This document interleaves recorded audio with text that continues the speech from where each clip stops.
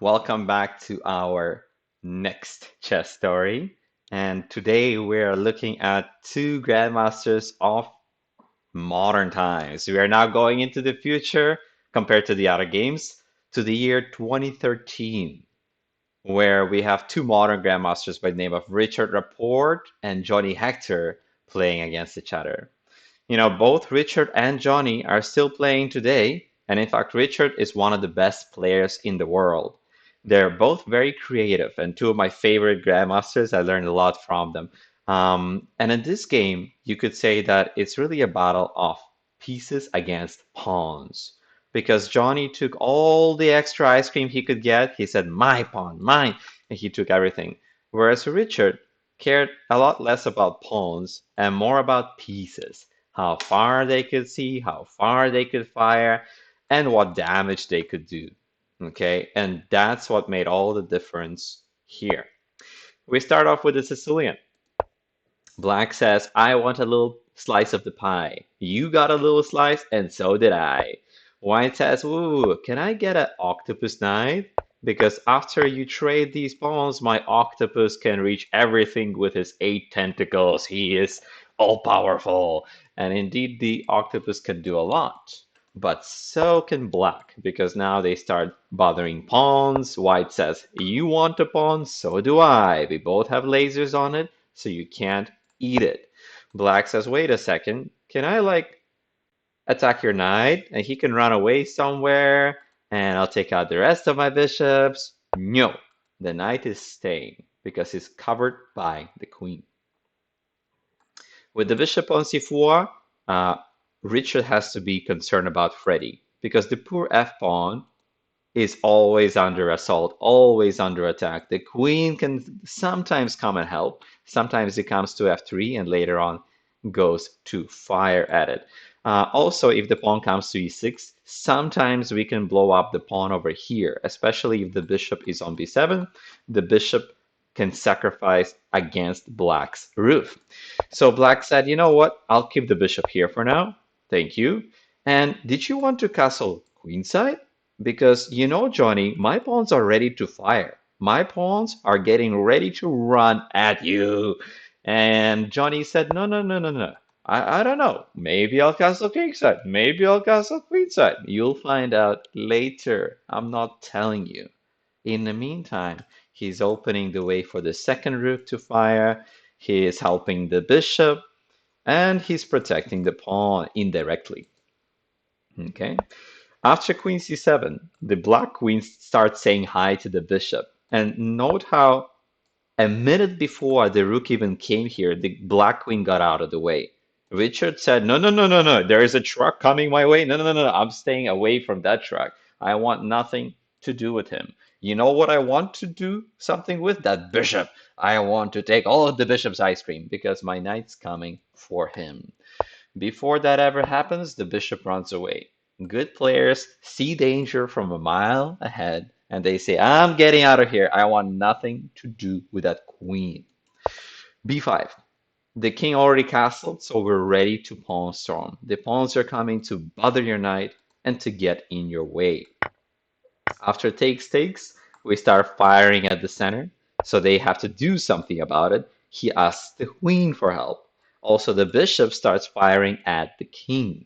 Later on, that may be really, really, really scary, especially if your knight and bishop leaves. Okay, so for that reason, Richard says, "Let me get ready to castle to help my pawn and then fire against your pieces too." Before we start an attack, remember patience. It's all about patience. So we're not ready to attack if our king is not ready to castle. We get him ready to castle and later he can help. Okay, bishop takes. Usually, we don't want to just give away our bishop pair. Usually, you don't want to throw away one of your best attackers. But Jonny has a plan, and his plan is we throw the knight into d5, and if you take him, how is your king doing? Is he a little left behind? Did they forget about him? Oh, king, weren't you supposed to be here by now? My king's already castled. What about you? So Jonny is hoping that they take, and the king is like a deer in the headlights. He's stuck. He's like, what? What happened? What? And so, if the king's in check, then you lose the piece. Your bishop is stuck here. The pawn is all by itself. And even if you take, my goodness, is the bishop not doing great? Okay, this is a overpowering position, which is why he didn't go for it. Richard was too scared to take the knight. He said, you know what? How about we trade instead? I get rid of your scary knight and then close things up. Your bishop is closed, and so is mine. All the bishops are closed. The difference is maybe I can open my bishop. What about you? Can you open yours? How? There is a mountain standing in your way. How are you ever moving it? Okay. So that's the difference between these bishops. Yet Jonny gets creative.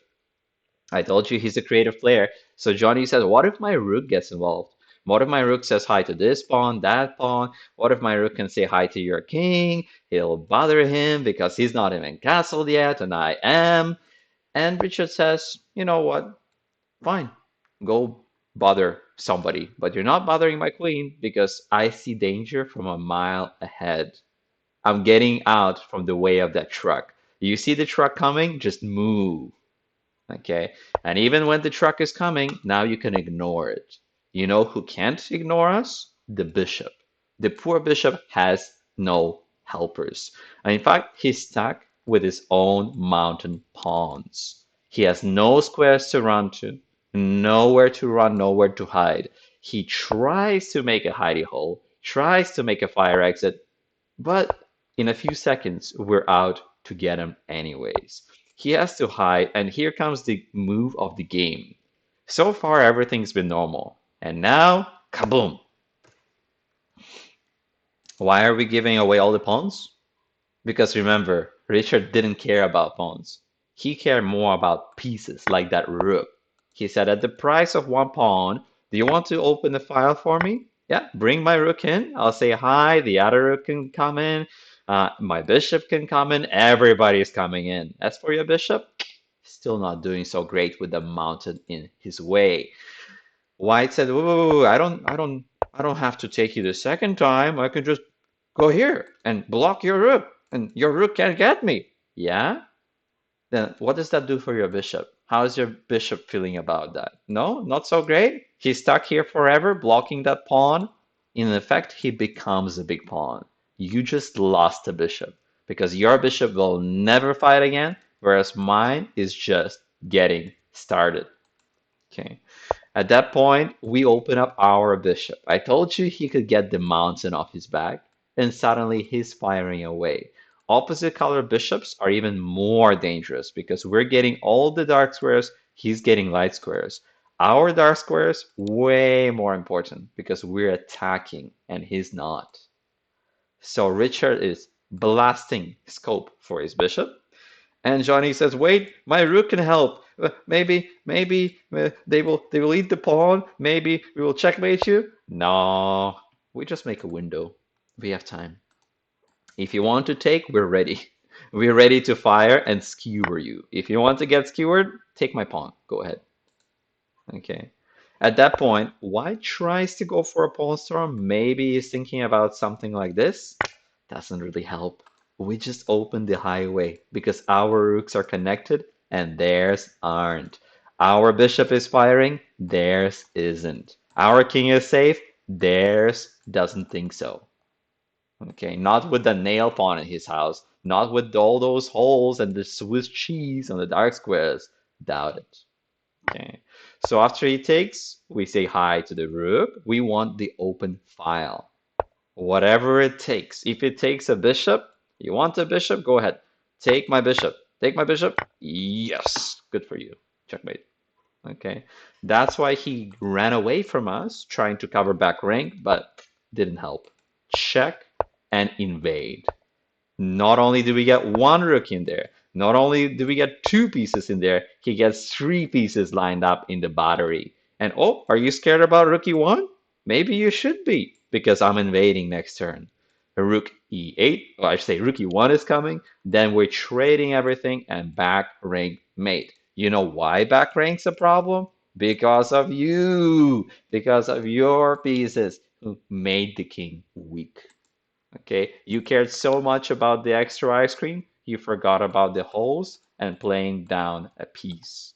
Okay, that's why he tries to get the pieces connected, tries to get them together.